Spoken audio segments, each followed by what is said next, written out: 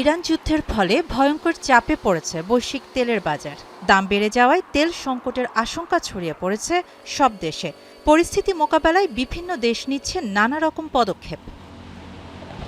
মধ্যপ্রাচ্যে বাড়তে থাকা উত্তেজনার কারণে সোমবার দক্ষিণ কোরিয়ার শেয়ার বাজারের সূচক ৮% পড়ে যায়, যার ফলে এই মাসে দ্বিতীয়বারের মতো লেনদেন সাময়িকভাবে বন্ধ করতে হয়।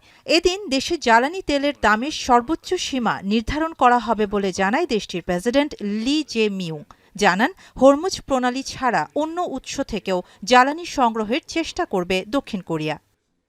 নতুন রিন গভীর থেকে পরিষ্কার করে কাপড়কে রাখে নতুনের মতো উজ্জ্বল। নতুন রিন অ্যাডভান্সড পাউডার।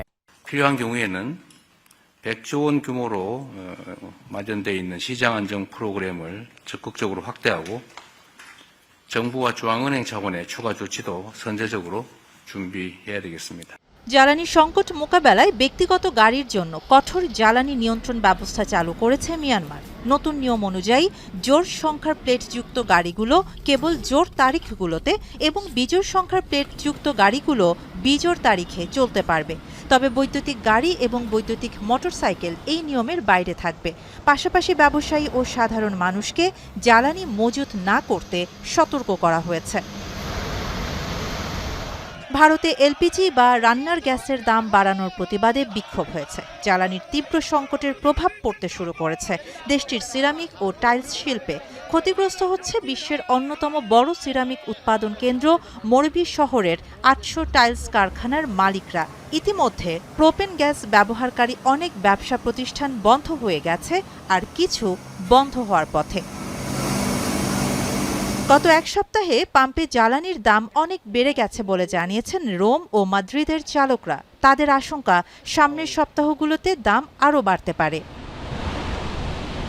জ্বালানি বিশ্লেষক থিনা মার্গ্রেট সাল্টভেট বলেছেন, অপরিশোধিত তেল ও জ্বালানি তেলের দাম বাড়লে সবচেয়ে বেশি ক্ষতিগ্রস্ত হবে মধ্যপ্রাচ্য ও এশিয়ার বাজার।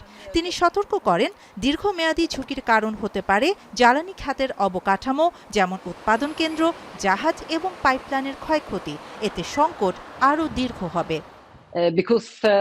If you can't export or transport the crude oil and oil products from the Middle East to Asia, there will be more competition about the available barrels. Hormuz প্রণালী দীর্ঘদিন বন্ধ থাকলে তেল পাওয়া খুব কঠিন হয়ে যাবে। পরিস্থিতি সামাল দিতে বিভিন্ন দেশের সরকার তাদের জমানো তেলের মজুদ ব্যবহারের কথা ভাবছে বলেও জানান বিশেষজ্ঞরা। শাহনা জাহান, এখন বিশ্ব।